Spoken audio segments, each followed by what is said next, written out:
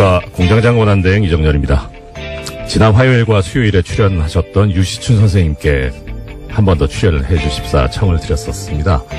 마무리 못하고 가셔가지고 더 듣고 싶은 말씀도 있고, 네, 도저히 일정이 맞지 않아서 미안하다고 죄송하다고 하시면서 뉴스공장 애청자님들께 말씀을 전해달라고 연락을 주셨습니다.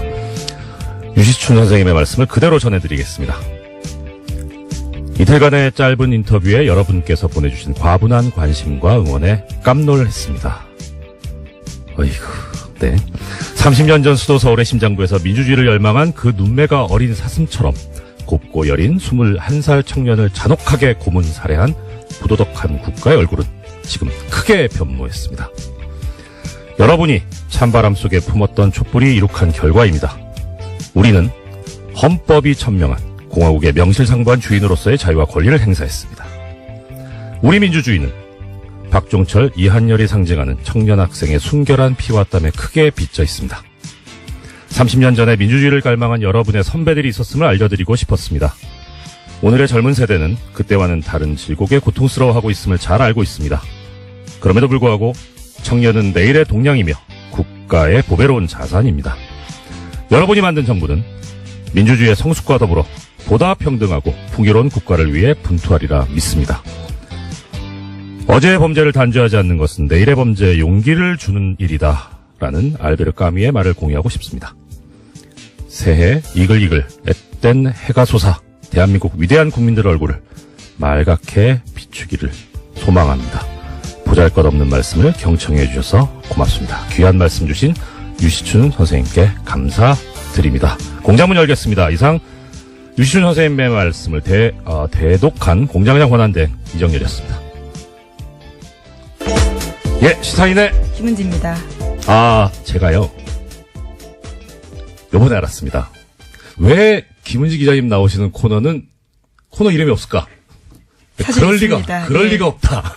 그래서 확인해본 결과 ERNew네요. ERNew. 네, 이것만은 알아야 할 아침 뉴스의 네. 약자인데요. 네.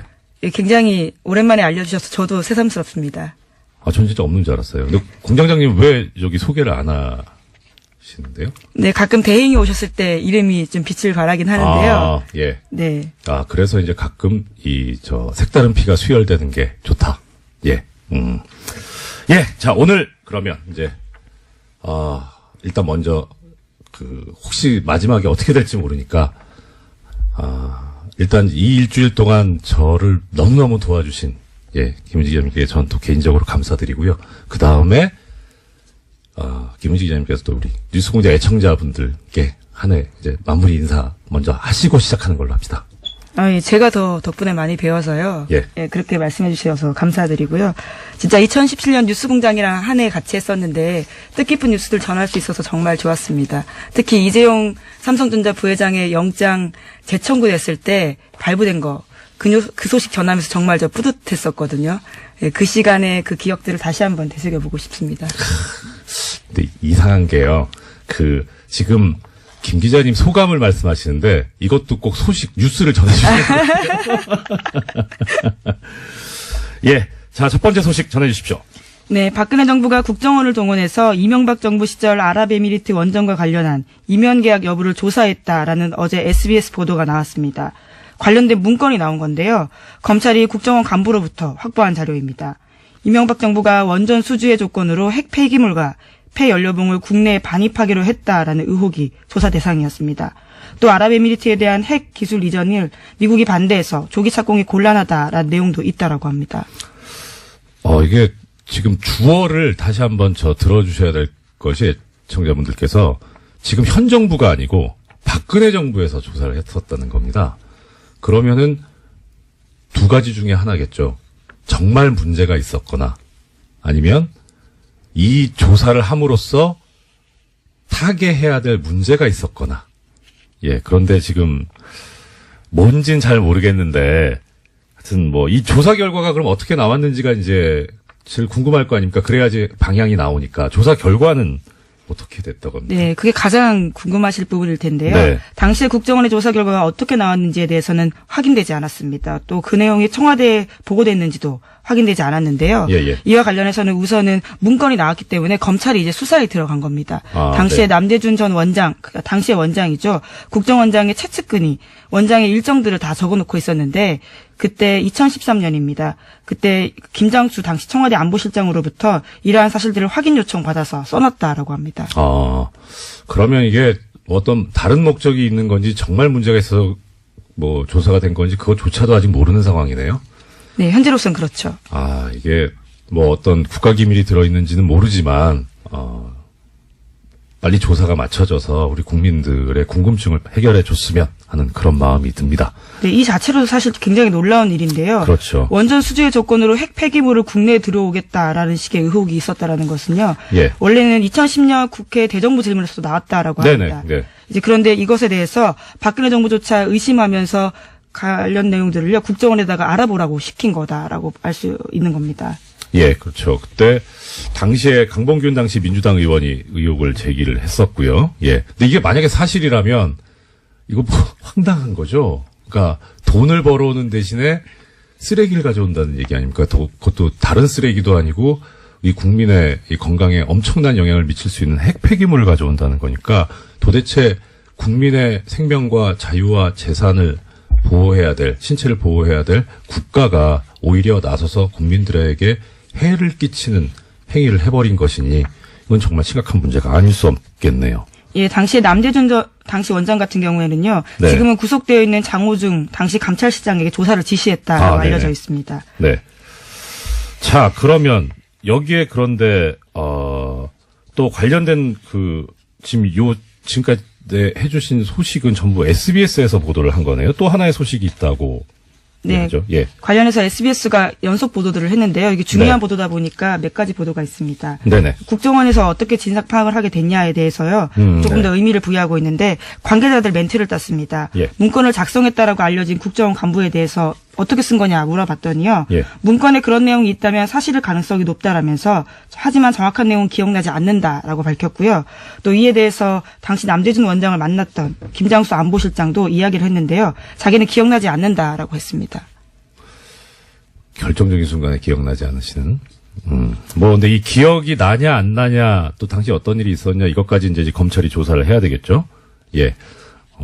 흥미진진한. 네, 일입니다. 언론 보도에는 좀 한계가 있을 수밖에 없는 게요. 남대준 그렇죠. 원장 같은 경우에는 지금 구속되어 있는 상태입니다. 게다가 지금 이제 국정원 관련이니까 사실 또 정보의 접근이 그렇게 쉽지가 않은 상황이죠. 예, 그럼 지켜보겠습니다. 예, 그다음 소식 전해주십시오. 네, 국군기무사령부가 국방부 TF 압수수색 정보 미리 알고 있었고 관련 네. 수사에 협조하지 않았다라는 소식은요. 지난주에 전해드린 바가 있습니다. 관련한 뉴스가 또 나왔는데요. 오늘 아침 한겨레 신문 보도입니다. 군 기무사가 최근 2012년 댓글 작업과 관련해서 국방부 장관에게 거짓 보고했다라는 건데요. 이러한 사실을 확인한 검찰이 기무사에다가 관련 자료 요청했다라고 합니다. 그런데요. 아직까지도 압수수색이 4주째 진행 중이고요. 이러한 난항 때문에 문건 확보에 시간이 걸려서 공소시효가 지나가 버렸다라고 합니다. 참. 지난번에 이제 공장장에서 진행을 하실 때 저도 들었는데 이게 사실 군이라는 데가 원래 공무원 자체가 공무원 조직이 상명하복에 충실하고 위계질서가 엄격한 데인데 더 심한 게 군대잖아요. 계급사회인데 그야말로. 그런데 국군 기무사령부가 그 상급기관에 대해서 이런 식으로 그때는 이제 소식을 수사에 협조하지 않고 증거를 인멸한다 이런 얘기가 있었는데 이제 더 나가서 거짓 보고까지 했다. 그렇다면 도대체 이 조직은 왜 있어야 되는 건가 하는 그런 생각이 드네요. 그런데 또 거기서 더 나가서 아예 빠져나가기 위해서 공소시효가 완성되도록. 자, 참 이게 이 타이밍에 드려야 될 말씀인지 모르겠는데 이 공소시효라는 얘기가 나오니까 김 기자님께서는 이 공소시효라는 게 왜 있을 것 같으세요? 생각이. 그리고 아무래도 좀 편의주의가 아닐까 싶은데요. 평생 네. 수사할 수 없다 보니까 네. 그것을 좀 시간을 한정해 둔 게 아닌가라고 생각해 봤습니다. 그렇죠. 예. 이게 사실 그런데 공소시효라는 게 지금은 좀 상황이 달라졌는데 이 공소시효라는 제도가 만들어질 때만 해도 그러니까 공소시효라는 거 뜻은 뭐 애청자 여러분들께서도 다 잘 아실 겁니다. 시간을 정해두고 이때까지 검사가 범인을 재판에 넘겨야 하고 그게 넘어가면 처벌을 할 수 없다는 거죠. 실질적으로 그런 시한을 정해놓은 건데 그럼 왜 이런 시한을 정해놨느냐. 첫째는 일단 시간이 지나면 증거가 소멸한다. 그러니까 어차피 시간이 엄청나게 지나서 잡아도 범인을 찾아도 증거가 없어서 처벌을 못할 가능성이 높지 않느냐. 그다음 두 번째는 이렇게 오랫동안 범인 입장에서도 발각되지 않기 위해서 숨어 살아야 되니까 그 자체로 고통이다. 이것도 일종의 형벌이다. 이런 논리가 두 개가 주축을 이루고 있거든요. 그 처음에 이제 공소시효 제도를 배웠을 때는 뭐 그럴 수도 있겠다 싶었는데 지금 생각해 보면 예를 들어서 지금 뭐 우리 증거 중에 제일 또 높게 치는 증거 중에 하나가 DNA잖아요. 이건 시간이 가도 안 변하잖아요. 증거가 소멸한다? 아닌데. 그리고 범인이 오랫동안 도피 생활을 해서 불편할 것 같다. 안 불편할 수도 있을 것 같은데. 근데 지금과 같은 상황이면 사실 버티면 이긴다라고 생각할 것 같습니다. 그렇죠. 오히려 시간을 네. 끌어버리는 그런 상황까지 네. 온 거죠. 그래서 중간에 어떤 일이 있었냐면 해외 도피를 해버리는 아예. 그래서 중간에 형사소송법이 개정이 되면서 해외에 나가 있었던 동안은 공소시효가 그 시간에 넣지 않는 걸로. 기소중지 같은 건가요? 기소중지하고 또 다릅니다. 다른가요? 예. 기소중지는 검찰이 하는 처분이고요. 아예 그 해외에 나가 있으면 그 기간을 빼는 그런 법 개정이 있었는데 지금 상황 같으면 도대체 공소시효가 왜 있어야 될까? 특히 이제 이런 상황처럼 아예 공소시효를 끝내버리려고 지나가게 하려고 이런 고의적인 시간 끌기. 예. 압수수색이 지금 4주째 진행 중이라는데 방해를 해가지고요. 네, 이미징을 아예 못하게 해서 일일이 키워드 검색을 여전히 하고 있다라고 합니다. 뭐 압수수색이 4일을 걸려도 말이 안 되거든요. 전격적으로 해야 되는 거기 때문에 어떻게 압수수색을 한 달을 하고 있습니까? 이런 작태를 하고 있는 이런 조직이 왜 있어야 하는지도 의문스럽고 또 이런 제도가 왜 있어야 하는지도 참 말이 안 나오네요. 예. 다음 소식 부탁드립니다. 예, 이번에도 공소시효와 관련된 내용이 있습니다. 네. 계속해서 이건희 삼성전자 회장의 차명재산 관련된 내용 알려드리고 있는데요. 네네. 2008년 삼성 비자금 특검에서 드러나지 않았던 이건희 삼성전자 회장의 수천억 원대 차명재산이 있다라고 알려드렸습니다. 이에 대한 수사가 실체 접근조차 하지 못한 채 사실상 마무리 수순에 들어갔다고 이 또한 한겨레 신문이 보도했습니다. 네네. 2011년 이 회장 쪽에 1천억 원대 자진 납세를 받은 국세청이요. 이를 수사기관에 통보하는 등 적극 수사 의뢰에 나서지 않았다라고 합니다. 그러다 보니까 공소시효가 이것도 지나가고 있다고 하는데요. 다만 한 가지 희망은 있습니다. 공소시효가 남은 2013년에서 2014년 차명계좌에서 발급된 수표가 있어서요. 이것을 어떻게 할지 수사당국의 의지를 봐야 된다라고 합니다. 예. 이것도 그렇게 시간이 많이 남지 않았네요. 자, 그럼 이제 제기되는 문제. 공소시효를 없애면 되지 않냐. 없애는 것까지는 그렇다 치고, 그 다음에 이제 어떻게 되는 거냐. 예, 지금 이것도 지금 공소시효가 문제인데, 그러면은, 공소시효를 없애서 옛날의 행위에까지 그것을 효력을 미칠 수 있을 것이냐 하는 문제가 이제 되겠죠. 뭐, 예를 들어서 지금 이제 이 공소시효 다 없앱시다 해가지고, 이 기무사에서 댓글 공작한 거, 이것도 이제 지금 처벌하기로 하고, 뭐, 차명재산 이것도 수사해서 처벌하기로 하자 하면, 문제는 소급법이 돼서, 이게, 우리 헌법상에서 얘기하고 있는 법률 불소급의 원칙에 어긋나니까 문제가 있을 수 있죠. 한 번 이제 이게 문제가 됐었던 적이 있어요. 저 예전에 전두환 노태우,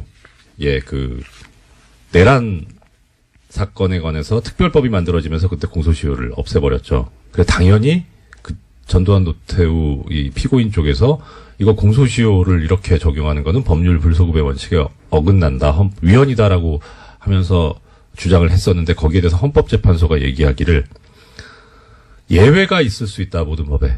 그런데 이런 중대한 일에 예외를 두지 않는다면 도대체 언제 예외를 둬야 하느냐 하면서 합헌이다라는 결정을 한 바가 있습니다. 이것도 비슷하게 봐야 되지 않을까. 지금 정치적, 경제적으로 나라의 근간을 흔드는 이런 범죄들인데 이것도 한번 고려해 볼, 공소시효를 소급해서 적용해 볼 만한 그런 사안이 아닐까 하는 생각을 해봤습니다. 네, 또 살인 사건이나 이런 네. 사건이 벌어졌을 때는요. 그놈 목소리 영화가 기억이 그렇죠. 나는데 네. 공소시효 문제 계속해서 나왔던 것 같습니다. 네, 그렇습니다. 예, 다음 소식은요.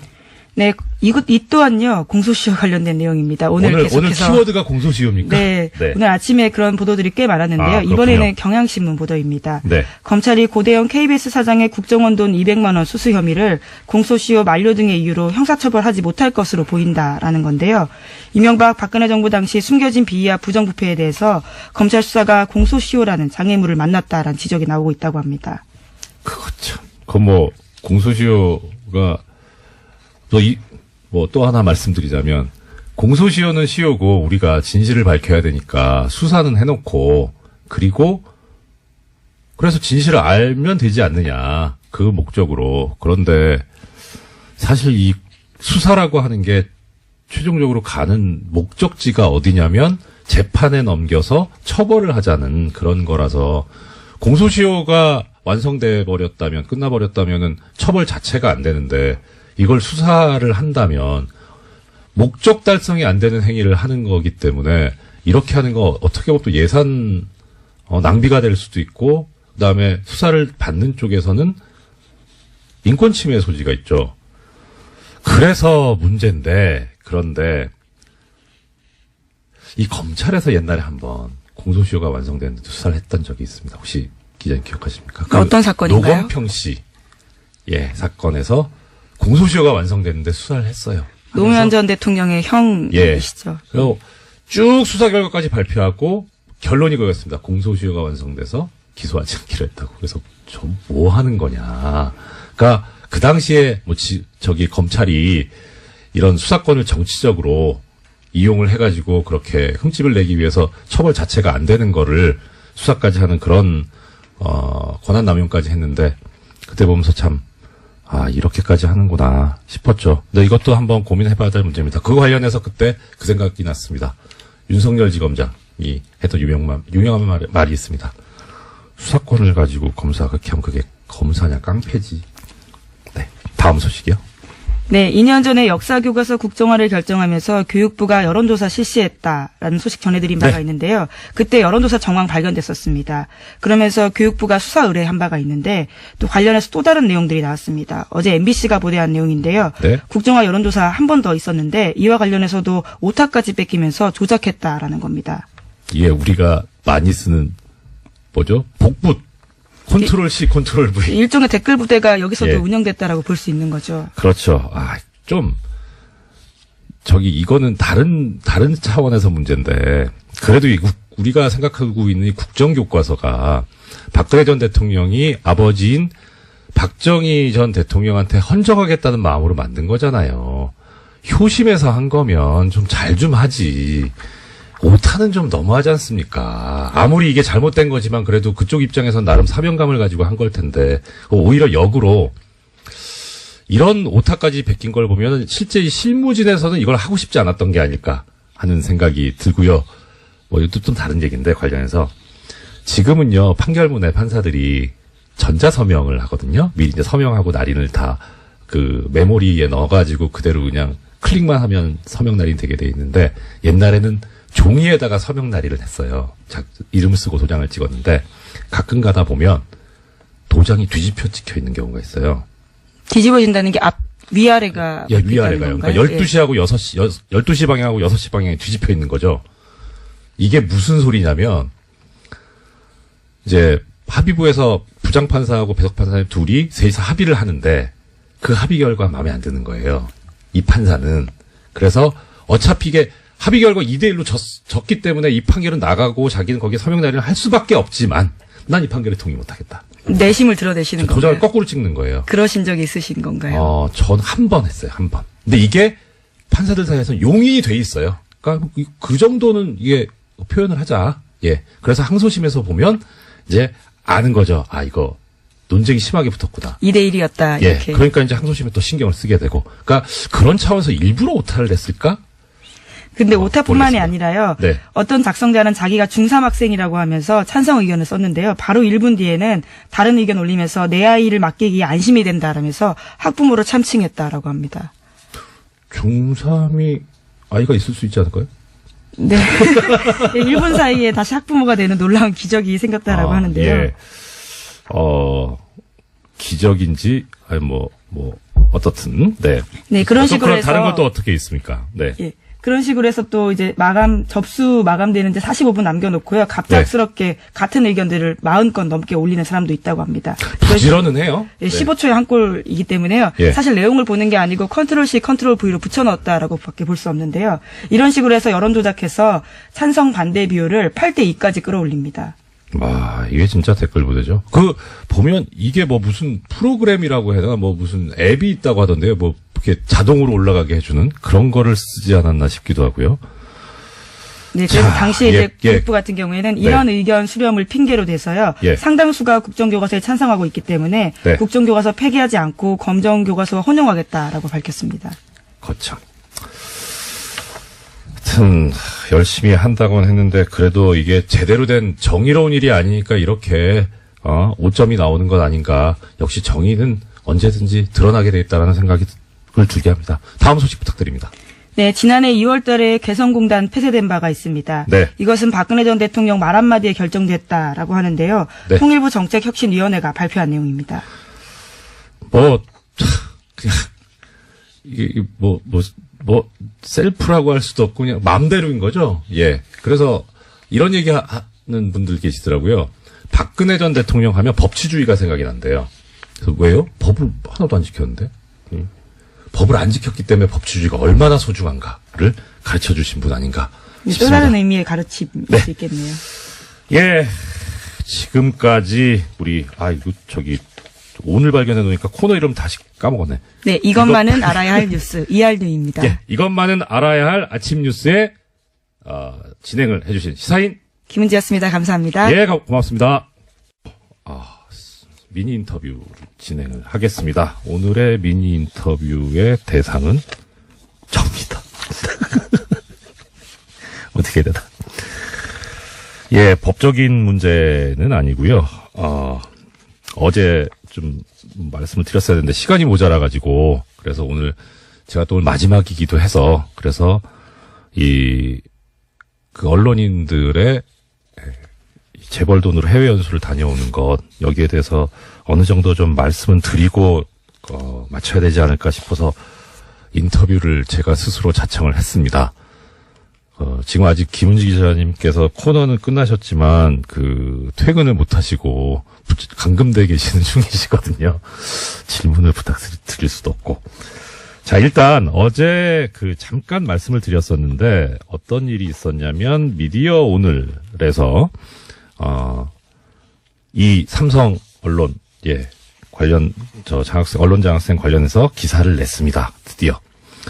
이 미디어 오늘 잘 아시겠습니다만은 재벌 돈을 받지 않은 것으로 추정되는 언론사입니다. 여기 지금 해외 연수 다녀오신 기자님들 명단 소속되어 있는 분들 소속사를 보니까 미디어 오늘은 없어요. 예, 그래서 일단은 재벌 돈을 받지는 않은 것 같다. 예, 그런데 이제 이 기사를 보면 상당히 이제 자세하게 보도가 되어 있습니다. 자세하게 보도가 되어 있고 더더군다나 이제 좀 더 저희 방송에서는 미처 언급하지 못했던 해외 연수뿐만 아니라 어학 연수를 다녀오신 언론인 명단까지 다 실어주셨습니다. 고맙습니다. 네. 자, 이 기사를 잠깐 그럼 말씀을 드려볼게요. 이 기사에 의하면 이 삼성 언론 장학생 관련해서 나온 것이 시작이 뉴스공장, 우리 뉴스공장이라는 거고 그리고 제가 25일날 시작했다 이렇게 보도를 하고 계십니다. 죄송한데요. 이거는 팩트가 틀립니다. 예, 실제 팩트는 이 내용의 처음이 언제부터 시작됐느냐. 23일 날 트위터에서 SICHMOON 이라는 닉네임을 쓰시는 분이 시작한 것으로 저는 알고 있습니다. 이거 어떻게 읽어야 되나? 시크문? 네. 하여튼 SICHMOON 님이 시작을 하셨는데요. 제가 이제 트위터를 보다가 이 문제를 알게 된 게 24일 저녁입니다. 24일 저녁이고, 그리고 25일날 이제 처음 방송이 시작돼서 제가 말씀을 드렸던 거고요. 그러니까 저는 사실 그냥 다른 분이 제기한 문제를 말씀드린 스피커일 뿐이고요. 문제의식을 가지신 분은 다른 분입니다. 근데 이분이 참 평범한 일반 국민이십니다. 그리고 그래서 이 보도를 보면서 들었던 생각이 겁니다. 재벌의 돈을 받지 않은 것으로 추정되는 이런 매체도 팩트는 틀릴 수 있습니다. 일부러 오보를 낸 건 아니겠지만 그래 언제든지 팩트를 체크하는 것이 아주 중요합니다. 이런 말씀 들었습니다. 왜 도대체 방송에서 자꾸 이런 얘기를 하느냐. 언론인 그럼 연수시키지 말자는 거냐. 아니죠. 필요하죠. 언론인 연수는 필요합니다. 근데 문제는 그게 재벌 돈으로 이루어진다는 거죠. 그 다음 두 번째는 선발 과정에서 사주의 추천이 필요하다는 겁니다. 그럼 이렇게 되면 어떤 문제가 생기느냐. 어떤 문제가 생길까요? 사주는 언론사의 수익을 극대화해야 할 의무, 책임이 있죠. 그러니 제가 사주라면 어떻겠습니까? 자, 광고를 많이 줘야 이득이 올라가는데 광고를 주는 데는 그래도 어느 정도 여유가 있는 그런 기업이어야 할 거고 우리나라로 치면은 재벌 아니겠습니까? 그러면 재벌을 옹호하는 기사를 써야 광고가 들어올 거고 그러니 재벌을 옹호하는 그런 기사를 쓰는 언론인을 먼저 추천하고 싶지 않을까요? 그게 인지상정일 것 같아요. 그러니까 역으로 해외 연수를 가고 싶으신 기자님들께서는 내가 저걸 가려면 재벌을 옹호하는 기사를 써줘야 되겠구나라는 생각이 들 수도 있고요. 이건 인지상정일 것 같습니다. 예를 하나 들어보겠습니다. 이 삼성언론재단, 삼성 돈으로 2013년에 연수를 다녀오신 문화일보 기자님이 한 분 계십니다. 이분이 연수 가기 전에 2009년에 기사를 하나 쓰신 게 있습니다. 제목이 이렇습니다. 삼성, 세계 최초 최고 기술 뽐내다.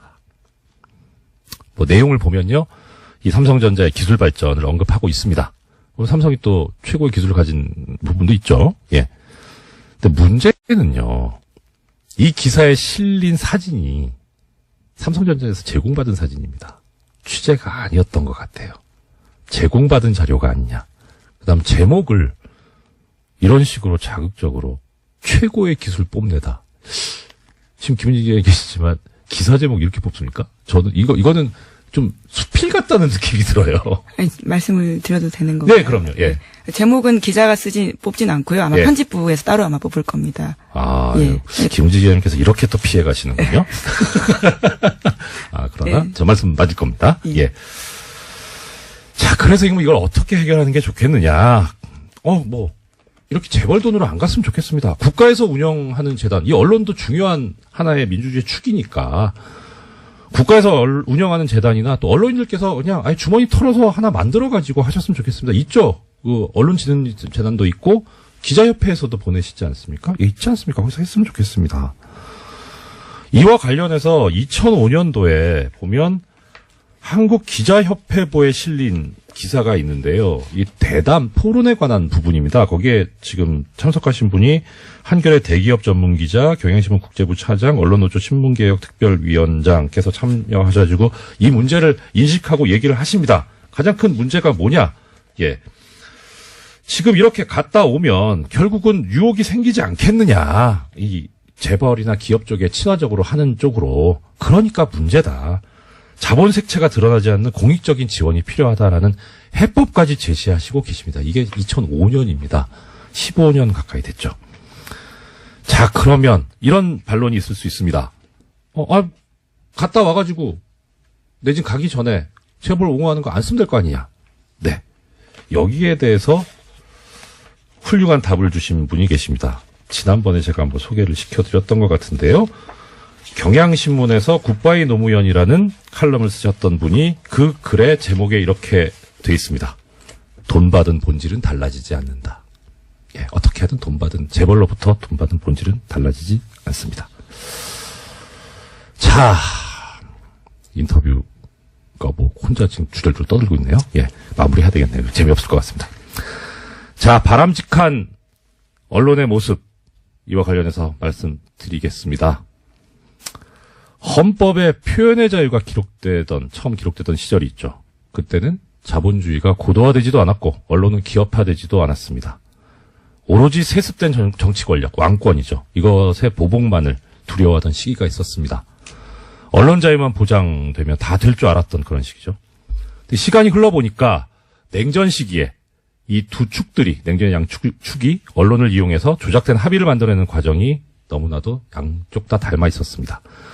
뭐 서로 민주주의 국가다 이렇게 얘기를 하고 상대방을 독재 국가라고 했지만 문제는 여론 조작을 얼마나 더 세련되게 하느냐 아니면 폭력적으로 하느냐 이 차이만 있었던 거죠. 언론의 자유만 보장해주면은 언론이 권력을 감시해서 대의민주주의 제도를 훌륭히 보완해 줄 것이다라는 생각은 미국에서 1950년대에 이미 무너졌습니다. 이것은 언론 사주와 기자가 언론의 자유라는 것을 언론 기업이 무엇이든지 할 자유로 남용하기 시작하면서 벌어진 일입니다. 2010년대를 사는 대한민국도 비슷하죠. 그래서 민주주의 광장에서 토론할 자유, 정확하고 다양한 정보를 접할 기회가 사라져버렸습니다. 언론이 누리는 권력을 소수가 독차지하는 현상이 벌어진 거죠.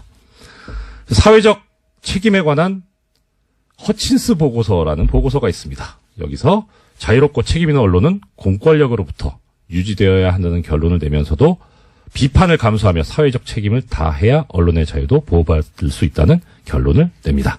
그래서 이 결론은 이렇습니다. 언론의 사명은 매일 일어나는 사건들에 대해 정확하고 진실되며 종합적인 보도를 해야 하는 데 있다. 두 번째, 언론은 다양한 설명과 비판이 제한되고 교류되는 광장, 즉 공론에 장애해야 한다. 셋째, 언론은 사회를 구성하는 여러 집단의 대표적인 의견과 입장을 반영해야 한다. 넷째, 언론 매체는 사회가 공유하는 가치나 목적을 명확하게 제시해야 한다. 다섯 번째, 언론 매체는 매일매일의 정보에 접근할 수 있는 충분한 기회를 제공함으로써 이른바 정보의 자유 혹은 알 권리를 충족시켜야 한다. 최근 언론이 이 원칙을 지켰나? 솔직히 답하실 수 있는 기자분, 김은지 기자님 빼고 누가 있겠습니까? 네. 이 이야기는 제 이야기가 아닙니다. 제 머리는 도저히 이런 얘기 안 나옵니다. 트위터에서 느릅이라는 닉네임을 쓰시는 분의 이야기입니다.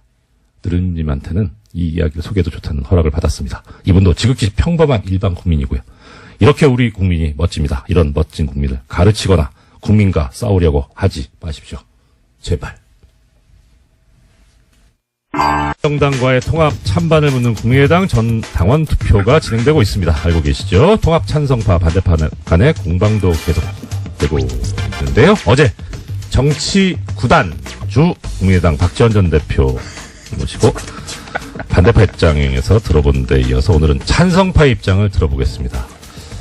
국민의당 장진영 최고위원께서 스튜디오에 직접 나와주셨습니다. 어서 오십시오. 안녕하십니까. 장진영입니다. 반갑습니다. 일단 시작 전에요. 네. 저기 소개도 안 드렸는데 바로 웃음소리를 내시면 어떻게 합니까? 왜 웃으셨습니까? 웃기잖아요. 구단주. 예. 박지원 대표께서 정치 구단이라는 거 거의 뭐 공지의 사실 아닙니까? 네, 그럼요. 인정합니다. 네. 진짜로 우리 지금 현역 정치인 중에 따라갈 분이 없죠. 네네. 예. 현역 정치인 중에 네. 따라갈 분. 문재인 대통령? 저는 예, 누구를 타의 추종을 불허한다고 생각합니다. 박지원 대표. 예. 네. 예, 대단하시죠. 그럼 뭐 이따 또 질문 드리겠습니다만. 네. 자, 일단은 어제까지 지금 이제 이틀째 전 당원 투표가 진행이 됐습니다. 어제 이제 박지원 전 대표께서 나오셨을 때는 네. 첫날 투표율이 높았다. 네. 두 번째는 지금 열성 당원들이 빨리 열성 지지자들이 먼저 투표를 했을 거기 때문에 높았지만 이튿날 때부터 확 떨어질 것이다라는 그런 예언을 하고 가셨는데 실제 보니까 첫날 14% 그래서 예상보다 좀 높다 싶었는데 이제 어제까지 누적 투표율이죠 17%. 네. 이 박지원 전 대표 예언이 맞는 거예요? 아이고 예언이라기보다는요. 지난 이제 8월 전대에 우리 당 전대 때도 같은 양상이었습니다. 첫날에 역사 대기 수요가 폭발을 해가지고 예. 확 몰리고 네네. 두 번째 날은 3분의 1 이하로 떨어지는 예. 그런 현상이 그때도 있었는데요. 네네. 그런데 이제 어제 저녁 7시기에 마감이 됐는데 네. 그때까지 17.63%입니다. 네. 그런데 8월 전대 때 같은 시간에 투표율이 그보다 1%가 높았습니다. 어저께. 네네. 그러니까 전당대회는 후보들이 나와가지고 뭐 굉장히 이벤트도 많이 하고 TV 토론도 하고 굉장히 떠들썩하게 진행이 되지 않습니까? 오랫동안. 네. 그런데도 그것보다도 더 높았다는 거예요, 이번에. 거기에 의미가 있다라고 봐야 될 것 같습니다. 네. 그렇습니까? 그러면. 그렇습니다. 국민의당은 저기 인물이 나와서 말씀하시는 것보다 어떤 사안에 더 집중하신다, 이렇게 당원들께서 그렇다. 그렇게 일반화시키긴 어려울 것 같고요. 그러니까 당원들이 그만큼 이 지금 상황에 대해서 굉장히 아주 엄중하게 바라보고 있다. 이렇게 봐야 될 것 같습니다. 사실 엄중하죠. 이게 통합이냐 아니냐는 당의 존재 그렇습니다. 기로를 결정하는 건데. 앞에 나아갈 방향을 결정하는 것이기 때문에. 근데 이제 그 전에 왜 그러면 당원들이 이렇게 이 투표 이 양상으로만 보면 뭐 분기탱천을 했다 이렇게 볼 수도 있는데 왜 그랬느냐. 그 앞에 상황을 보면 이제 우리 당의 의원들께서 이 통합은 의원들의 반수 이상이 반대하기 때문에 하면 안 된다. 이렇게 이제 계속 말씀을 하셨어요. 또 이제 그 근거로는 호남의 민심이 이걸 반대한다. 우리 당은 지역적 기반이 호남이기 때문에 호남 민심이 반대하는 것은 하면 안 된다. 이제 이런 논리를 펴졌거든요. 근데 이제 여기에 대해서 당원들이 다른 생각을 갖고 있는 겁니다. 첫 번째는 우리 다른 경로로 확인해 보면 호남 민심이 통합에 대해서 그렇게 의원들이 얘기하시는 것하고는 다르더라. 그렇게 반대하는 것만은 아니다. 두 번째, 당의 의사결정은 당원들이 하게 돼 있는데 의원들의 반수가 반대한다고 해서 하면 안 된다라는 것은 우리 당원의 당원 주권주의를 선언한 것에 반하는 것이다. 이런 당원들이 그렇게 이제 반발을 하고 있었습니다. 그것이 이제 전당원 투표가 시작되니까 이런 양태로 나타났다. 이렇게 보고 있습니다. 그러면 일단 요거 한번 가보고 말씀드릴게요. 어제 이제 박지원 전 대표께서 나오셔가지고 말씀을 하셨고 들려주셨던 건데 아까 이제 TV 토론 말씀하셨습니다만 지난 전당대회 당시 안철수 대표께서 이제 그 얘기하셨던 거를 어제 직접 부탁드리지도 않았는데 본인의 휴대전화를 꺼내서 들려주셨거든요. 한번 어제 들어보셨습니까? 다시 한번 들어보고 가겠습니다. 요새 뭐 많이 돌아다닙니다. 그게 안 돼요? 정말 공장장님 안 계시니까 이런 식으로 대국을 대하나? 그러네요. 어제 문제가 있네요. 내용은 이렇습니다. 정동영 의원 쪽에서 바른정당과 합당을 추진하느냐고 물으니까 하지 않겠다. 그리고 천정배 의원 쪽에서 바른정당과 통합이나 선거연대 하느냐 하니까 생각하지 않는다. 라고 이제 이게 좀 말씀이 달라진 게 아니냐. 이게 이제 최근에 뭐 이런 동영상도 만들어서 반대 쪽에서 이제 유포를 하고 그러고 있는데요. 이게 첫 번째 끝장 토론 때 정동영 의원님께서 의원총회에서 말씀하신 내용이에요. 그 안 대표가 앞에 있는데 이제 이 내용을 가지고 공격을 하셨어요. 근데 그리고 그때 안 대표의 답변이 있었습니다. 근데 이제 그때 뭐라 그랬냐면 8월 전대 당시의 바른정당과 지금의 바른정당이 같으냐. 그때 바른정당은 20명짜리 정당이었는데 그때 구성원들하고 지금 구성원이 다르죠. 9명이 자유한국당으로 돌아갔지 않습니까? 그중에 이제 김무 대의원이 계시죠. 그죠?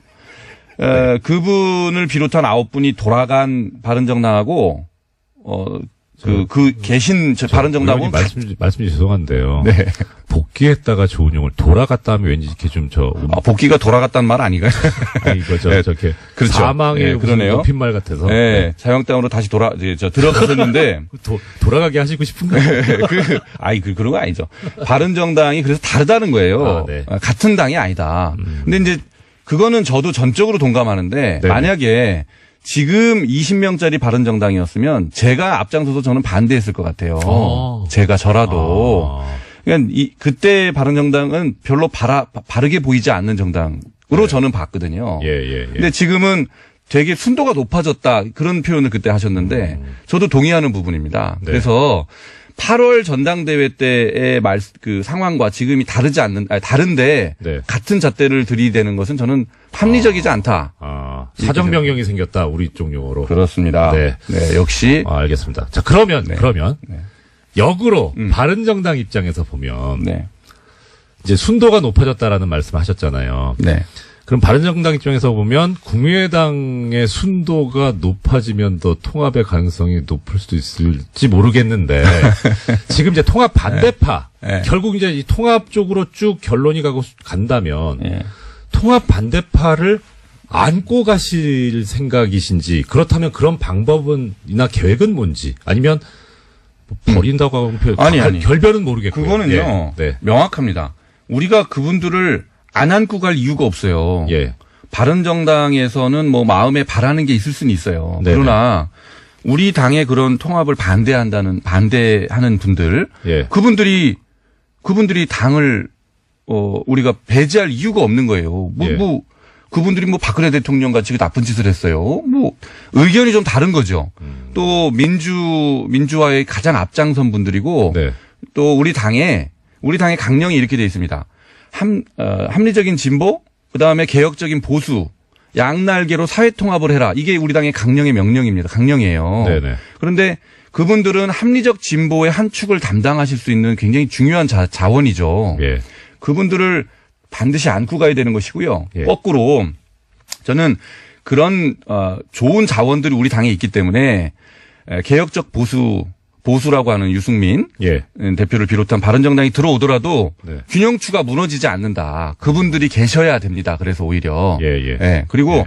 그분들의 오랜 경험과 식견 이런 것들이 있으면 사람들이 많이 의심을 하잖아요. 유승민 대표가 결국은 자유한국당이랑 2단계 통합을 할 것이다. 이렇게 의심을 하잖아요. 네.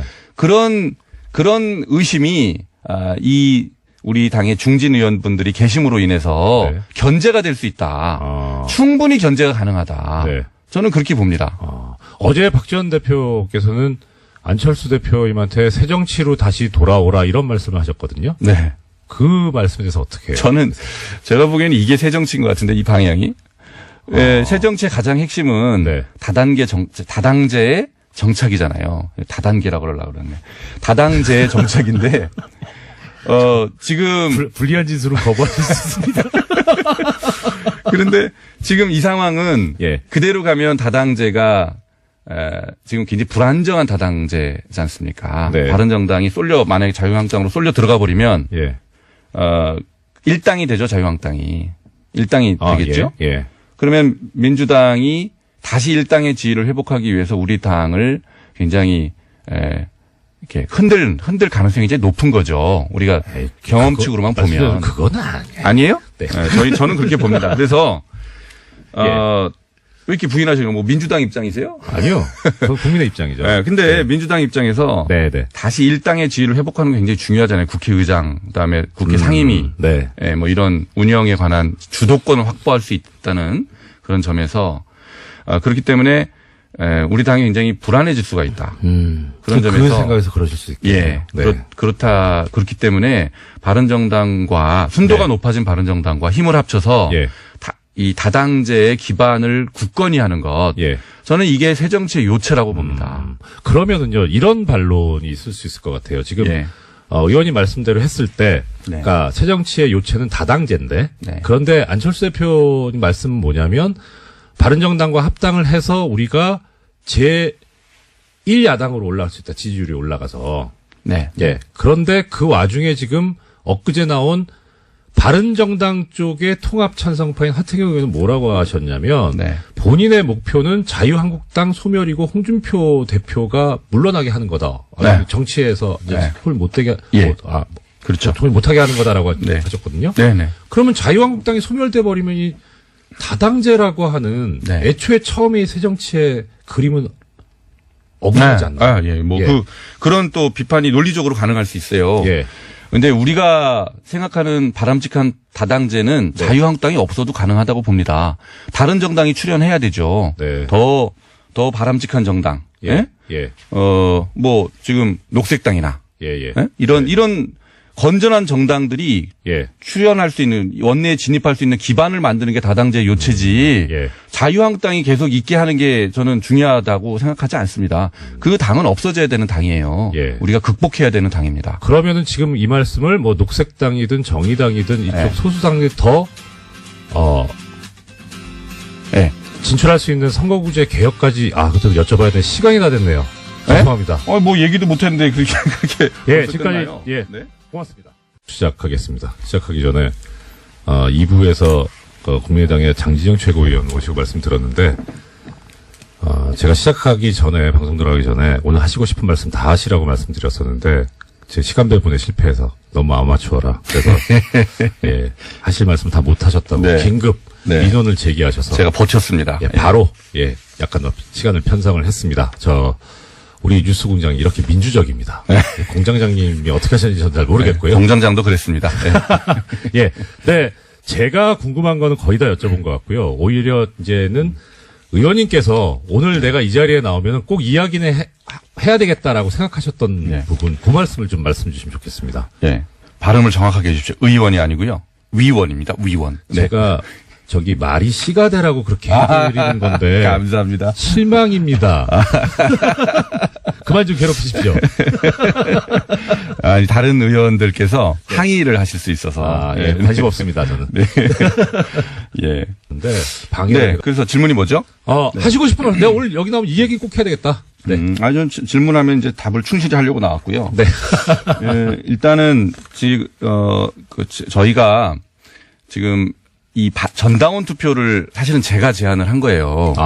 네, 제안을 했는데. 그러니까 반대파 입장에서 보면 원흉이 여기 계셨군요. 아니요. 근데 이제 오리지널리티는 사실은 주승용 의원이 하신 거고 저도 받아갖고 같이 제안을 한 거죠. 근데 이제 왜 그랬냐면, 이 바른정당 통합에 대해서 저는 이제 비호남 지역, 수도권의 지역위원장인데요.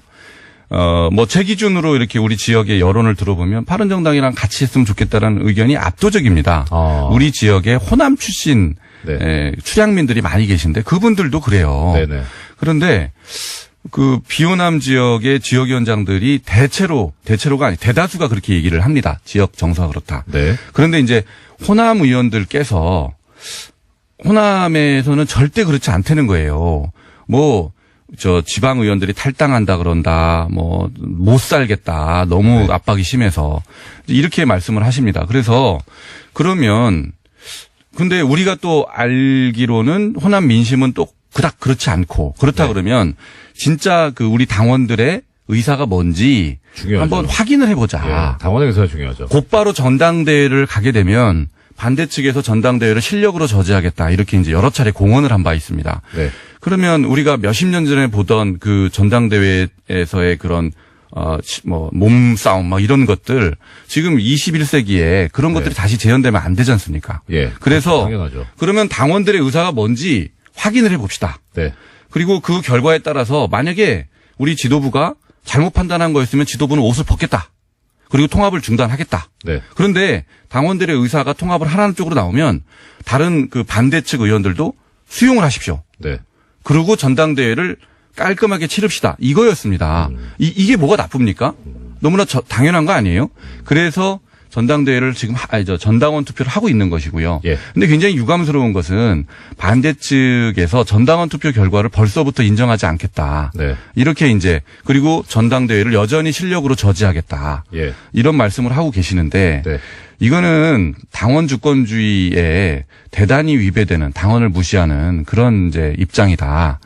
그런 입장을 거두시고 이 전당원 투표 결과가 나오면 저희는 그 결과를 가지고 호남의 의원들을 설득을 끝까지 하게 될 겁니다. 안 대표께도 제가 그렇게 해야 된다라고 계속 말씀드리고 있고요. 네. 안 대표도 그렇게 하신다 말씀하시고 있고 예. 손학규 대표가 아마 그 과정에서 역할을 상당히 해 주실 걸로 기대를 하고 있고요. 네. 예, 그렇게 해서 우리가 당원의 의사에 따라서 전당대회를 아주 파티처럼 축제처럼 잘 끝냈으면 좋겠다. 이런 바람이 있습니다. 예.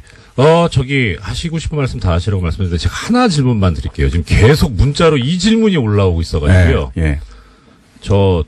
장 의원님께서 유여의 자유한국당 최고위원하고 친하시다고. 예. 영입 의사가 있으신지. 질문이 계속 올라오는데. 우리 국민의당이에요? 예. 유여의 의원은 저하고 방송을. 네. 6개월 이상 1년 가까이 했어요. 예. 그래서 개인적으로는 잘 압니다. 예. 제가 하도 보다 못해서. 예. 전화해서 그렇게 제발 그러지 좀 말아라라고 제가 한번 충고를 한 적은 있었어요. 예. 근데 영입이사까지는 아니다. 근데 그렇게 해서는 안 되죠. 시간이 30초 남아서 청취자 여러분께 없습니다. 인사까지 하셔야 되니까 인사 말씀드리시죠. 네. 그런 의사 없습니다. 네, 좋습니다. 예. 네. 그리고 우리 국민의당 정말로 건강한 새정치 다당제 정착 반드시 해낼 겁니다. 지켜봐 주시고 응원해 주십시오. 예. 지금까지 국민의당 장진영 최고 위원이자 향후 의원 모시고 말씀 들어봤습니다. 오늘 말씀 고맙습니다. 네, 감사합니다. 네. 예. 안원구 전 대구지방국세청장님 나오셨습니다. 예, 안녕하십니까. 청장님 또 여기서 그러니까 더 반가워. 예. 자, 시간이 없어요. 빨리빨리 이제 진도 나가죠. 먼저 진모 청장님께서 주도하고 계신 플랜다스에게 진행 상황 먼저 좀 말씀해 주시죠. 예, 전번에 알려드렸듯이 네. 지금 150억이 다 지금 모여져 가지고 예. 이제 저희들이 살 수는 있는 상태입니다. 아, 예. 그런데 지금 저희들이 사고 있지 않는데 네. 지난번에 145억으로 저희들이 살 수가 있는데 예. 그걸 사게 되면 지금 평가가 진행 중인데 새로운 평가가 이제 낮게 나올 수도 있거든요. 그래서 네. 우리 모금한 이 개의 그 계금도 네. 이걸 국민들의 돈이지 않습니까? 예. 그래서 최대한 아껴서 효율적으로 저희들이 사야 되기 때문에 그걸 지금 평가가 낮게 나올 거를 대비해서 지금 기다리고 있는 중입니다. 아, 이 정의로운 일을 하시면서도 거기서 또 이제 국민들의 돈을 위임받아 사용하는 거기 때문에 국민들의 또 그렇습니다. 생각까지 예. 생각을 하고 계시고. 자, 그러면 지금 국민재산 되찾기 운동본부에서 공지사항이 있다고 들었습니다. 예, 지금 저희들이 이제 쭉 하고 있는 중에 전번에 말한 차용증하고 예. 또 회원증을 또 그 디자인을 좀 해달라는 분들이 계세가지고 예. 그걸 지금 콘테스트 비슷하게 예. 이걸 모아가지고 여러분들한테 알려드리고 예. 그 중에서 선택을 할 수 있도록 지금 그렇게 지금 진행 중이고 있습니다. 예. 아, 지금 그것도 중요하죠. 예. 그러면은 기한은 언제까지 지금 있습니까? 저희들이 그 콘테스트를 하는 기한은 네. 1월 21일까지 일단 예. 저희들이 응모를 받고요. 예. 그 나온 결과를 가지고 저희들이 콘테스트를 예. 하려고 합니다. 그럼 이거는 이제 소위 말하는 자봉이시고요. 예. 지금 자봉은 또 사업 지원팀하고 예. 총무팀의 그 각 한 명 정도를 저희들이 채용을 하려고 합니다. 아예 직원, 정식 직원으로요. 지금 전부 자원봉사로만 가면 예. 안정이 안 되니까 그것도 지금 준비 중인데 좀 홈페이지를 참고하시면은 네네. 들어와서 볼 수가 있겠습니다. 예. 우리 플랜다스에게 대해서 지속적으로 관심 가져주시고 참여해주신 또 그뿐만 아니라 또 참여 예정이신 애청자 여러분들께서는 이 홈페이지에 공지사항 게시글을 확인을 꼭 해주셨으면 하는 그런 마음입니다. 자, 오늘의 이제 본론으로 들어보겠습니다. 자, 지금 다스 실소유주에 대한 국민적 관심이 점점 더 고조되고 있고 또 답을 다 알고 계시는 분들 많은데 일단은 차근차근 이제 청장님 설명을 들어야 될 것 같습니다. 통상적으로 주식회사의 실소유주가 누구냐? 이거 어떻게 규명을 합니까? 또 실소유주라고 하면은 실질적으로 이제 경영권을 행사할 수 있는 분이지 않습니까? 네네. 그래서 인사라든지 재무회계, 뭐 자금을 누가 어떻게 실질적으로 관리하느냐의 부분하고, 그다음에 주식을 가지고 있는 그 주주로서 배당이라든지 그 주주권을 행사할 수 있는 그런 분들인데, 그게 실질적으로 누구냐? 명의상의 그렇죠. 주주가 아니라 장부상 말고 그렇습니다. 실권 가진 사람은 누구냐? 그렇죠. 그렇게 봐야 되죠. 자, 그러면 뭐 단도직입적으로 이 지금 말씀하시니까 지금 인사권, 그다음 돈줄, 그다음에 실제 나중에 거기서 배당금 받아가는 사람, 최종 이익 귀속자 가져가는 사람, 이 관련해서 인사와 재무회계는 이명박 전 대통령 아들인 이시영 씨가 실질적으로 맡고 있는 거 아닙니까? 그렇습니다. 그렇죠. 예. 그 내용은 어떻습니까? 지금 이상은 씨의 아들 이동영 씨가 다스에 들어갈 과정부터 MB의 허락을 받고 들어갔다는 말이 있지 않습니까? 2008년도에 다스 비자금 사건을 해결하고 MB의 허락을 얻어서 입사하게 됐다. 그런 이야기가 있고 또 다스 주식이 하나도 없는 이명박 씨 아들이 지금 거기에 CFO로서 자금과 회계를 총괄하는 CFO로서 지금 역할을 하고 있고 해외에 있는 그 법인들의 법정 대표가 돼 있거든요. 그런 걸로 그렇죠. 보면 사실상 인사와 재무 회계를 하나도 없는 분의 의사에 따라서 모든 것이 움직이고 있다는 그런 정황들이 있는 거죠. 그렇죠. 보통 그러니까 원래는 요새 나오는 말이 소유와 경영의 분리라 그래서 전문 경영인이 와서 그러니까 이제 주식은 없어도 전문가니까 경영에. 전문 경영이면 또 모르겠는데. 그렇습니다. 그러니까 이런 의심을 아주 강하게 사고 있는 거죠. 자, 그런데 지금 이제 검찰은 지금 이제 수사를 하고 있습니다. 수사를 시작했는데 검찰은 검찰이고 거기는 이제 처벌을 목적으로 하는 데고 또 그다음에 그 외에 여러 가지 이제 뭐 경제적인 부분도 있을 수 있고요. 그다음 이런 정말 회사 내부를 들여다보고 자금 흐름을 움직이는 걸 보고 하면은 이와 관련해서는 공정거래위원회하고 금융감독원 여기서도 나서줘야 되지 않나요? 그렇습니다. 공정거래위원회라든지 금융감독원과 네. 국세청 네. 이 세 개 기관이 지금 역할이 지금 필요한 때라고 저 보고 있고요. 예. 지금 현재 검찰이 지금 수사를 하고 있는 부분은 네.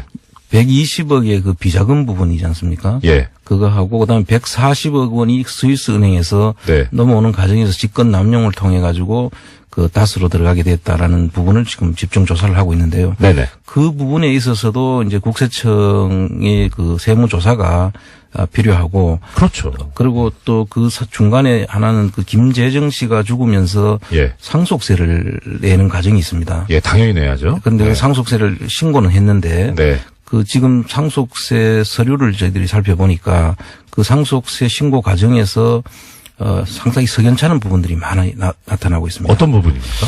신고한 그 재산이 평가라든지 이런 네. 부분에 있어서 의도적인 평가가 돼 있는 그런 그 문건들이 청와대와 다스 간에 서로 주고받은 문건 속에서 그런 게 나타나 있거든요. 헐. 아니, 이 상속세는 그 기본적으로 재산을 가진 분이 사망을 하면 그것이 상속인에게 뭐 보통 이제 자녀죠. 그죠? 그렇죠. 예. 그렇게 그 소유권이 넘어가고 그분들이 납부를 해야 되는데 청와대가 그렇습니다. 그래서 상속인입니까? 그 문건을 보면 청와대와 다스 간에 주고받은 문건인데 네. 전번에도 뉴스공장에서 한번 이야기가 있었지만 네. 그 문건은 원래 상속세는 유족들 그러니까 그렇죠. 그 가족 배우자와 자녀들이 이제 주가 돼서 신고를 어떻게 할 것이냐를 결정하게 되는데 네.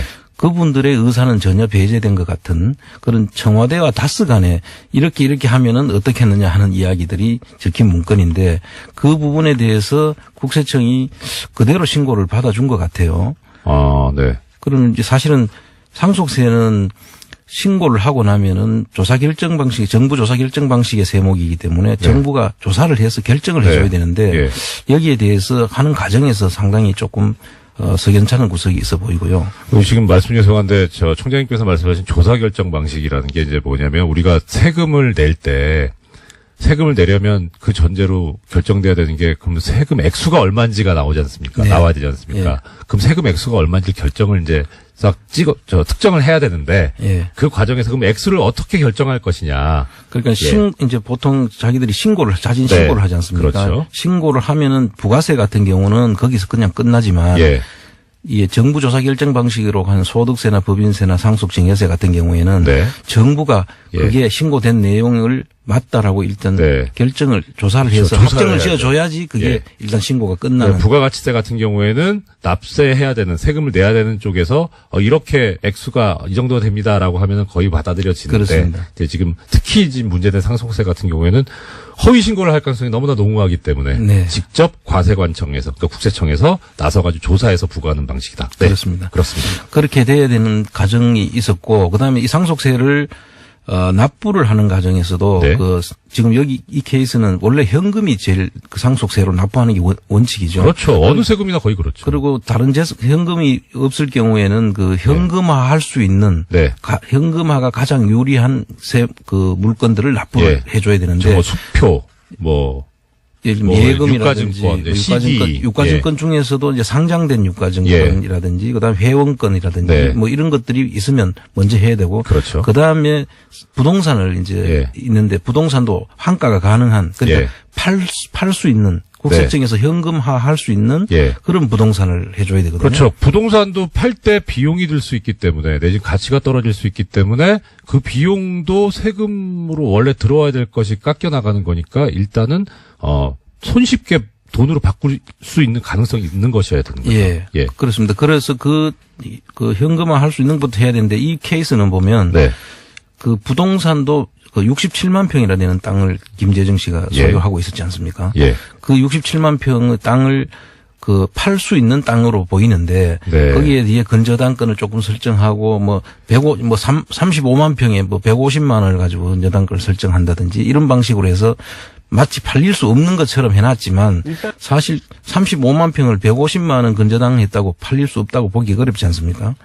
저 같으면 금방 살 것 같아요. 그렇죠. 돈만 있으면. 네. 그래서 국세청에서 그런 부분들을 사실 예. 검토를 다 했었어야 되고. 당연하죠. 그래서 예. 그런 부분들이 다 묻혀가고 나중에 비상장 주식인 다스를 비상장 주식은 평가 문제도 지금 그 확실한 확립된 그런 평가 방법이 없지 기준도 않습니까? 없고요. 예. 그러다 보니까 비상장 주식은 사실 그 물납을 안 받는 것이 원칙이에요. 저는. 네, 네. 그런데 그거를 이제 받아놨는데 물론 그래서 우리가 플란다스계를 해서 지금 살 수도 있긴 하지만 네.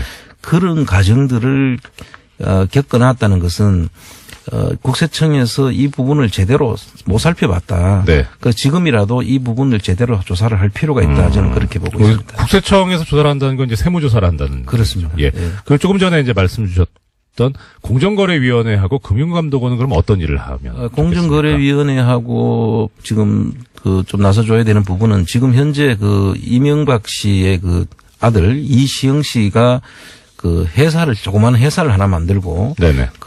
다스의 협력업체들을 지금 사모으고 있는 정황들이 지금 드러나고 있고요. 아. 그래서 사모으는 과정에서 중소기업들이 사실 눈물이 거기에 배어 있거든요. 그렇겠네요. 예, 그래서 이제 그 부분들은 사실 공정거래위원회에서 예. 제대로 된 공정거래법 상의 위반 사항들을 이 조사를 꼭 해야 된다고 봅니다. 중소기업자들은 거래하는 상대방이 갑을 관계로 따졌을 때 전부 의뢰 위치에 그렇죠, 있는 사람들이거든요. 그래서 거래를 하다 끊어버리면 그 사람들은 그냥 고사하게 되니까 예. 그것을 통해 가지고 지금 SM이라는 덩치를 키우고 있는데 네. 그거는 공정거래위원회가 빨리 나서 가지고 중소기업들 보호도 하고 네. 거래 문제가 있으면은 그걸 전속 고발권을 행사해서 수사를 하도록 해야 될 그런 책임이 있다고 저는 봅니다. 제가 사실 이 집 워낙에 또 전문적인 부분이고 총장님께서 잘 알고 계시기 때문에 제가 질문만 드리고 있는데 끼어들 틈이 없지만 끼어든다면 네. 전속 고발권 네. 이게 뭐냐면 보통 요런 것만 이제 말씀드릴게요. 고발은 원래 고소는 피해자가 수사기관에 수사해 주세요 하고 얘기하는 게 고소고 그렇죠. 고발은 피해자가 아닌 제3자가 하는 게 고발인데 네. 어떤 처벌을 할 때 법적인 요건으로 고소나 고발이 있어야만 처벌을 하는 그런 범죄들이 있습니다. 이거를 통상 친고죄라고 부르죠. 네. 그런데 이런 공정거래위원회 사건이나 조세범, 국세청이 나서야 되는 이런 사건에서는 아까 말씀드린 대로 고발의 권한이 피해자가 아닌 제3자한테 있다고 말씀드렸는데 제3자도 그냥 제3자가 아니라 과세관청, 그러니까 국세청만, 세무서만, 공정거래위원회만. 그러니까 예를 들어 저 같은 사람은 고발해봐야 이게 아무 법적인 효력이 없는 거죠.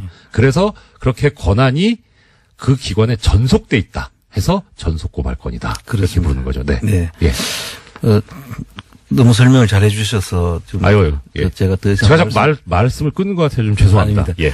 그래서 일단 그 부분들에 대해서는 국세청과 공정거래위원회와 그다음에 금감원에서 이제 수상한 자금 거래 흐름이라든지 이런 부분들이 지금 다 나타나고 있기 때문에 관련 기관에서 빨리 이 부분을 조사를 하고 검찰에 다시 전속 고발권을 행사해서 해줘야 된다.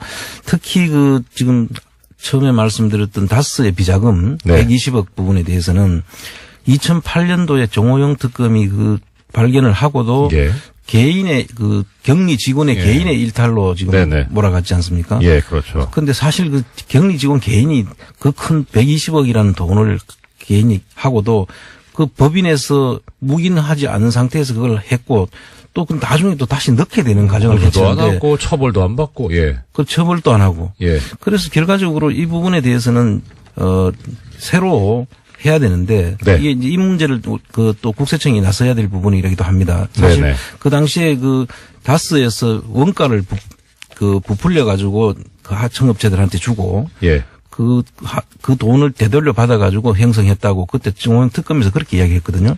그래 되면은 그 다스는 원가를 부풀려 가지고 가공 비용을 계상을 했기 때문에 네. 그 가공 비용을 계상한 부분도 조세범에 해당이 되거든요. 그리고 그 돈이 나가 가지고 또 그 비자금으로 활용이 됐다면은 그걸 받아간 사람 실제적으로 기속된 사람을 찾으면 네. 여기서도 실소유주가 그대로 밝혀질 수 있는 부분이거든요. 예. 그래서 그리고 이 부분을 조세범칙 조사로 저희들이 가게 되면 시효도 사실 연장이 될 수가 있지 않습니까? 그 반가운 소식인데요. 예, 그래서 예. 공소시효가 지금 이제 우리 국세청에서는 그거를 부가제척 기간이로 세금을 매길 수 있는 기간. 오늘 뭐 계속 공소시효를 이야기를 쭉 하시는데. 부가제척 기간. 그러니까 부과는 아시죠, 애청자님들. 부과 매기는 거. 예. 제척이라는 건 뭐냐면 못한다는 겁니다. 피한다는 거. 그렇죠. 예, 피해야 하는 반드시 피해야 하는 그러니까 부과제척이라는 거니까 세금을 매기는 수가 없게 되는 기간. 그렇습니다. 결국 좀 전에 말씀드렸지만 공소시효하고 같은 맥락인 거죠. 네. 예. 예. 그래서 이제 그 기간이 다 지난 따고 지금 해서 내년 2월 달이 뭐 다 지났다 이렇게 이야기하는데 사실 조세범칙 조사로 이제 전환을 하게 되면 네. 조세범 처벌법의 그 형사법 아니겠습니까? 예, 처벌법도. 그렇죠. 예. 이거 그냥 세법이 아니라 예, 처벌법이니까. 처벌법이니까 형사법인데 네. 그래 가면은 이 시효가 10년으로 이제 늘어나지 않습니까? 예. 그렇기 예, 때문에 그렇죠. 사실 국세청이 2008년도를 신고로 보면 예. 2019년 3월 달까지가 적어도 이제 시효가 늘어날 수 있기 때문에 그래서 지금 공소시효 문제를 지금 다루는 그 검찰 쪽에서 예. 이 부분을 참고를 해서 한번 올 필요가 있다. 제가 하나 부연 설명해 드리자면, 그러니까 2008년도까지 기간인데, 이게 실제 그 신고해서 납부하는 때는 그 다음에 해야 되죠. 그 다음에 3월까지 하죠. 그렇죠. 보통 그러니까 2009년도에 해야 되는 거니까. 네, 그렇습니다. 만약에 근데 안 했다, 제대로 안 했다. 그렇게 되면은 그때부터 10년이니까 2019년이 되는 거죠. 그렇습니다. 예. 자, 그러면, 이거 제가 자꾸 쓸데없는 해설을 하고 있습니다. 시간이 너무 빨리 가나요? 예. 자, 그러면 지금 결국 왜 그런 공소시효 얘기가 계속 나오느냐 예. 하는 거는 이거는 공소시효가 완성됐으니까 빨리 이걸 덮어버리고 싶은 사람들이 제기하고 있는 거 아니겠습니까? 그렇습니다. 그렇죠. 예, 그래서 우리는 공소시효 문제를 사실 물론 명백하게 완성됐으면 하면 안 되는 거지만 이 문제에 대해서 누가 얘기하고 있는지를 유심히 지켜볼 필요가 있다 이런 생각이 듭니다. 예. 그 다음에 그러면 이제 그럼 지금 청장님께서 주시고 계신 말씀은 요지가 이러네 쭉 들어보니까 검찰, 국세청, 금감원 여기서 이렇게 수사를 해라. 네. 예. 그냥 직접 공무원 임용되셔가지고 직접 수사하시면 안 되겠습니까? 지금 뉴스 공장 패널이 훨씬 더 좋습니다. 예. 자, 그 다음에 김경준 씨가 횡령했다는 이 140억, 아까 120억 이제 개인 횡령이라고 네. 이제 뭐 이렇게 덮어 씌워진, 그거 말고. 네. 그것이 다스에 입금되는 과정에서 이제 이명박 정부 당시 청와대가 개입한 정황이 나왔는데 이것도 검찰 수사가 필요한 거 아닙니까? 그렇습니다. 지금 네. 그 부분도 지금 보고 있는 것으로 알고 있는데요. 이제 정리를 하면 예. 그 140억은 사실 옵셔널 벤처스의 주주들이 받아가도록 미국 법원에서 결정이 됐던 상황이거든요. 그렇죠. 그런데 그 들어가 있는 돈이 그 당시 김경준의 딸 이름인 그 알렉산드리아라는 법인에 그 돈이 들어가 있었는데 다스는 개인 김경준에게 대해서 소송을 해서 그때도 패소를 했고 예. 그 옵셔널 벤처스 주주들은 개인 김경준뿐만 아니라 알렉산드리아 법인에 대해서도 소송을 제기해서 이겨서 그 돈을 받아올 수 있는 상황이었거든요. 그렇죠. 그런데 그걸 스위스 은행에 동결돼 있는데 김경준하고 그 이명박 측하고 그 둘이 합의를 통해 가지고 일종의 소송 사기 비슷한 내용으로 그렇죠. 돈을 받아온 거잖아요. 140억이. 예, 판결을 완전 무력화시켜버렸죠. 그렇죠. 140억 원을 다스로 2011년도에 입금을 하도록 했는데 그 부분에 대해서 지금 옵셔널 벤처스 주주들도 그 부분에 대해서 지금 소송을 제기하고 있고 그게 미국 법원의 그 판결문 내용이 지금 다 밝혀져서 지금 아마 이번 검찰에 박범계 의원께서 그를 정리를 해서 지금 넣는다고 하더라고요. 예. 그러니까 요지는 이거죠. 소송 당사자가 아닌 청와대가 왜 나오냐는 거죠. 그렇습니다. 예. 이건 뭐 다른 여타의 뭐 권리행사방해나 뭐 강요나 이런 것도 들어갈 수 있겠지만 이거 자체가 지금 우리가 지금 얘기하고 있는 다스의 실소유주가 누구냐 하는 거를 여실히 드러내는 거 아닌가 싶습니다. 그렇습니다. 그래서 이 실소유주를 파악하는 문제는 결국은 그 BBK 당시 BBK가 옵셔널 벤처스에다가 주가 조작을 해서 그때 그 돈을 김경준 씨가 가지고 갔는데 그 그 주가 조작의 주체가 누구냐. 이 다스의 실소유주가 결국 그 주가 조작의 한 주체가 아니겠느냐라고 지금 보기 때문에 이 실소유주 문제가 중요한 것이죠. 그렇죠. 예. 예. 그리고 실소유주가 누구냐에 따라서 우리가 그걸 가지고 우리 국민들이 가져왔어야 될 돈이기 때문에 또 정당한 피해자들에게 돌아갔어야 하는 돈이기 때문에 정당하게 돌려주자라는 그걸 하고 계신 거죠. 그렇습니다. 자, 마지막으로 우리 총장님, 우리 청자 여러분들한테 연말 인사, 새해 인사 해주시고 플란다스에게 어떻게 또 하실 것인지 말씀 주셨으면 좋겠습니다. 그동안에 많은 성원들 보내주셔가지고 지금 잘 진행되고 있고요. 저희들이 국민재산되찾기운동본부에서도 지금 그 플란다스 기획뿐만 아니라 다른 재산들, 이 부정한 그 방법으로 돈을 축제한 분들에 대해서 재산을 찾기 위한 다른 정보 수집이라든지 이런 일들을 지금 계속 진행 중에 있습니다. 네. 조만간 많은 그 결과들로 국민들의 성원에 저희들이 보답하려고 하고 있습니다. 네. 많이 관심 가져주시고요. 그리고 저희들이 지금 하고 있는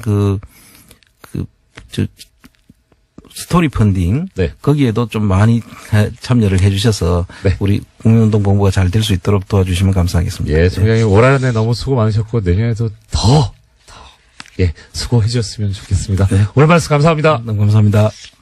라는 AS 전해드릴 시간인데 그 전에 잠시 전하는 말씀 올리겠습니다. TBS TV가 2018년 황금개띠해를 맞이해서 신년 특집 다큐멘터리 개에 관한 놀라운 비밀을 방송합니다. 영국 BBC가 만든 명품 다큐멘터리 3부작이라고 하는데요. 여기 대본대로 읽으려니까 힘드네요. 1월 1일부터 사흘간 낮 12시에 한 번, 밤 11시 30분에 또 한 번, 하루 2차례 방송된다고 하니까요. 많은 시청과 관심을 부탁드립니다. 예, 오늘 제가 권한대행으로서 진행하는 마지막 날입니다. 그리고 뉴스공장 자체도 올해 마지막이고요. 마지막 방송이고 마지막 인터뷰 하나 남았습니다. 마지막 인터뷰는 꼭 이 이야기를 해야 되기 때문에 중요한 분을 모셨고요. 그래서 어쩌면 이야기를 듣다가 말씀을 듣다가 제가 인사를 제대로 못 드릴 것 같아서 미리 인사를 드리도록 하겠습니다. 일주일 동안 권한대행으로서 업무를 제 생각에는 큰 대과 없이 마친 것 아닌가 싶은데요. 또 과분한 칭찬과 격려도 받았고 이게 다 애청자 여러분들의 덕분이 아닌가 싶습니다. 제가 이거 권한대행하면서 꼭 해보고 싶은 게 하나 있었습니다. 청을 드렸는데 사실 이 방송의 가장 큰 중추는 물론 김어준 공장장입니다. 역할이 큰데요. 진짜 고생하시는 분들 꼭 말씀을 드려보고 싶었습니다. 이 방송 프로듀서 정경훈, 노소정, 작가 이미지, 이윤정, 박지혜, 기술 안요한, 전화 리포터 이영임, SNS 콘텐츠 프로듀서 양유리나, 박희원, 김성은 이렇게 평소에 이름이 드러나지 않는 묵묵히 고생하시는 분들이 계셔서 이 방송도 잘 되고 또 우리 사회에서도 드러나지 않지만 열심히 해주시는 분들 때문에 우리나라가 사회가 잘 굴러가고 있는 것 아닌가 싶습니다. 이분들께 특별히 더 감사드립니다. 그리고 애청자 여러분들 다시 한번 감사드립니다. 2기 그리고 4.16 재단이 내년에 본격적으로 출범을 합니다. 앞으로 어떤 활동을 하게 되는지 절대 잊어서는 안 된 세월호 참사.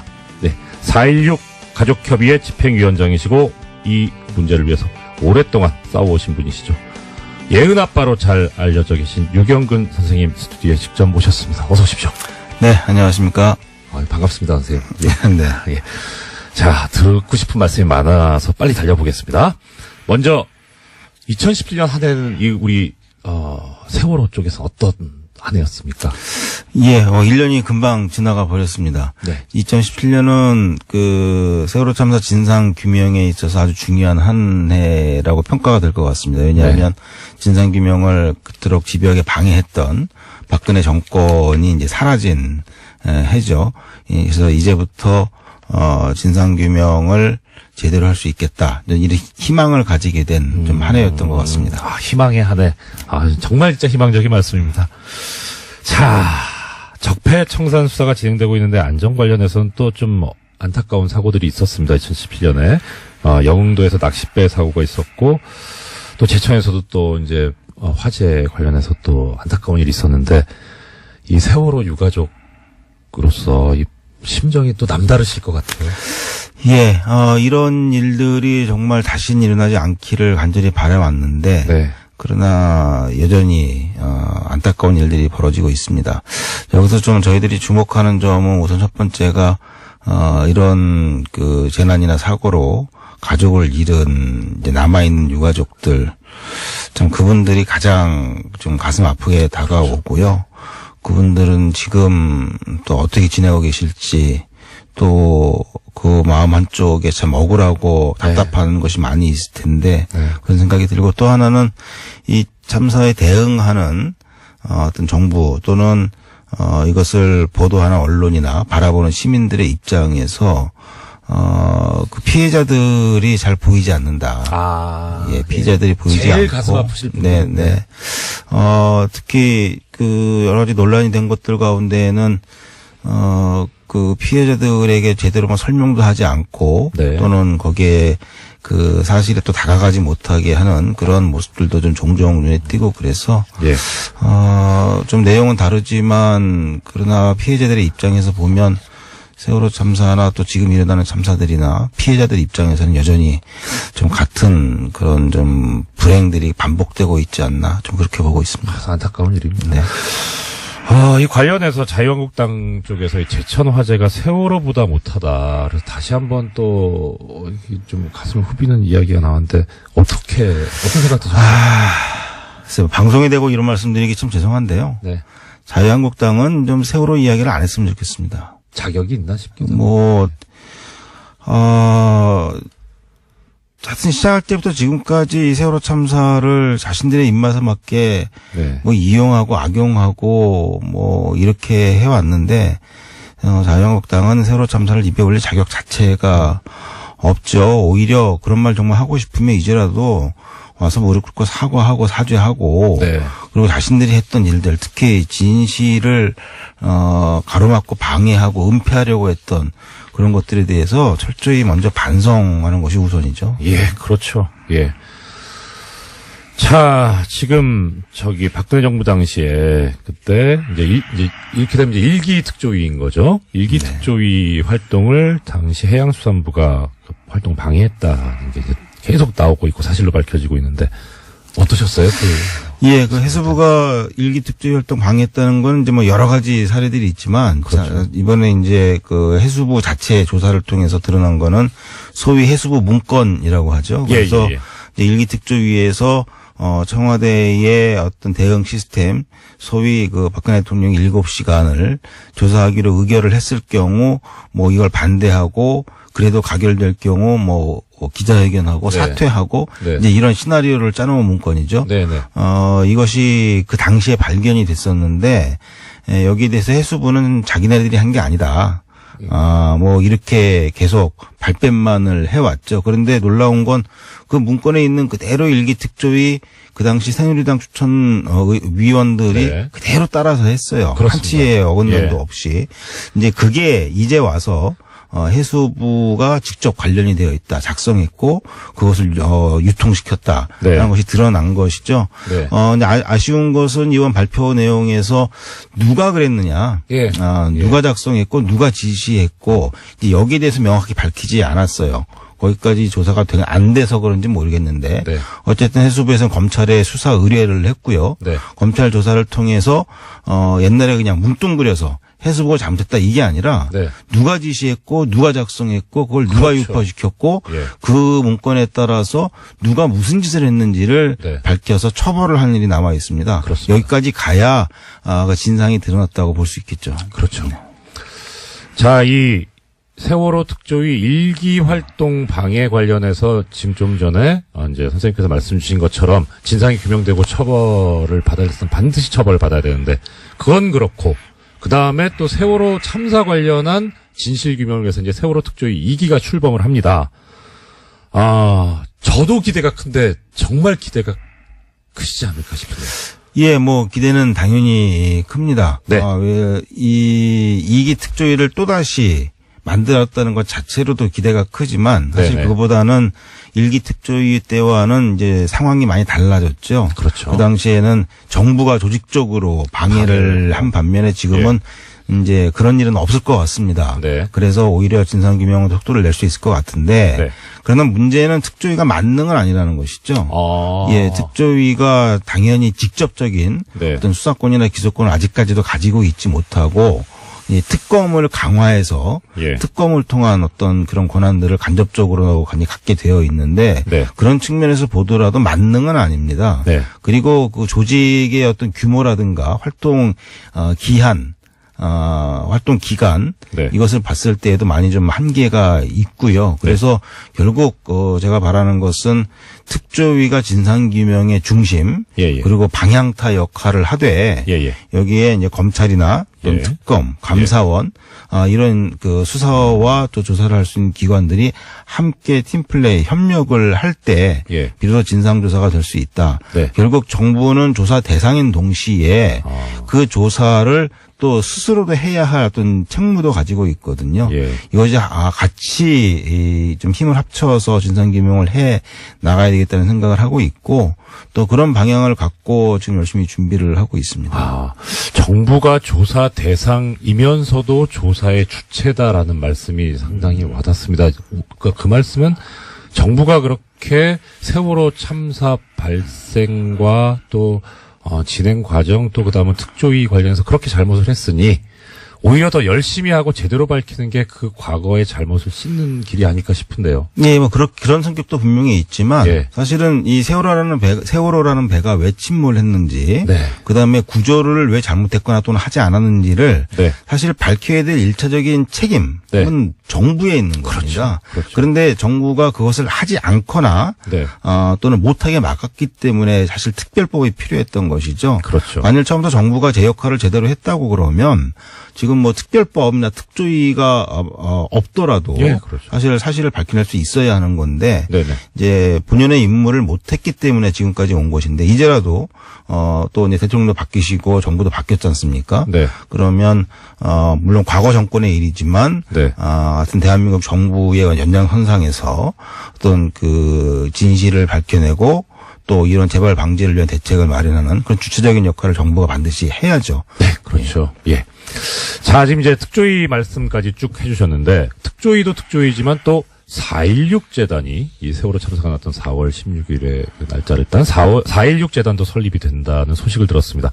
어떤 재단인지 또 이 설립되게 된 배경이 무엇인지 또 말씀을 주셨습니다. 예, 보통 많은 분들이 이 재단 이야기를 하면 네. 우선 좀 색안경을 좀 많이 끼시는 분들이 있어요. 이미지를 많이 망쳐놨죠. 예. 뭐 저도 마찬가지 예. 입장이었고요. 이제 뭐 천안함 사태라든가 그렇죠. 그 외 여러 가지의 어떤 그런 일들이 있을 때마다 사실은 재단을 계속 만들어 왔습니다. 네. 그런데 얼마 전에 제가 천안함 그 유가족들을 통해서 들은 이야기를 보면 그 천안함 재단에서는 그 재단 그 공금이죠. 네네네. 그걸 갖고 거기에 뭐 간부들이 천안함이 가까이서 보이는 그 네. 해군 골프장에서 예. 골프를 쳤다. 네. 뭐 이런 얘기도 듣고 예. 그랬는데 어쨌든 재단이 제 역할을 못 해왔습니다. 네. 그리고 오히려 그 재단은 뭐 은퇴한 뭐 공무원이라든가 예. 뭐 군인이라든가 뭐 이런 사람들의 예. 어떤 일자리 창출의 개념으로 자꾸 접근을 하는 경우도 그렇죠. 분명히 예. 있었고요. 네. 가장 문제가 되는 것은 이 정부가 그 본래의 뜻에 맞지 않게 네. 자신들의 입맛대로 이것을 운영하기 위해서 예. 좀 이렇게 해왔다는 것이죠. 네. 그런데 이제 이 4.16 재단은 그럼에도 불구하고 저희들이 이 4.16 재단을 추진을 하고 있는 것은 네. 더는 그렇게는 하면 안 되겠다는 네. 것이고 특히 네. 이런 그 4.16 참사와 같은 일들이 반복되지 않도록 하기 위해서는 온 사회가 안전한 사회로 나가기 위해서 많은 일들을 해야 되는데 네. 법적으로도 그러한 그 일들을 해나가는 주체로서의 재단이 필요합니다. 네. 그래서 결국 이 재단을 만드는 과정부터 좀 제대로 해야 되겠다. 그래서 저희 네. 유가족들과 또 피해자들과 그리고 국민들이 함께 만드는 재단이 되어야 되고 예. 그것이 어느 한쪽의 세력이나 무슨 이쪽에서 뭐 이용해 먹는 재단이 아니고 실질적으로 그 안전한 일들, 안전을 위해서 해야 할 일들을 주도해 나가는 재단으로 네. 좀 만들고 싶은 거죠. 예. 시간이 또 많이 지났네요. 마지막으로 선생님 이거 말씀 주셨으면 합니다. 자, 이 재단이 앞으로 어떤 활동을 할 건지 하고 국민들이 어떻게 참여하면 되는지 30초 안에 좀 말씀해 주시겠습니다. 예. 지금 중요한 문제 좀 죄송합니다. 짧네요. 예. 그래서 이 재단은 지금 말씀드린 대로 그 세월호 참사의 그 추모 관련된 사업 그다음에 추모 공원 운영 관리를 네. 주도적으로 하게 됩니다. 근데 이것뿐만이 아니고 관련된 모든 사업들을 정부 주도가 아니라 국민들이 주도하는 사업으로 만들어야 되거든요. 예. 그래서 이제 그러한 사업들을 만들어서 이제 같이 진행을 할 것이고요. 이를 위해서 지금 현재 100만인 그 후원인을 모집을 하고 있습니다. 거기에 함께 해주시면 예.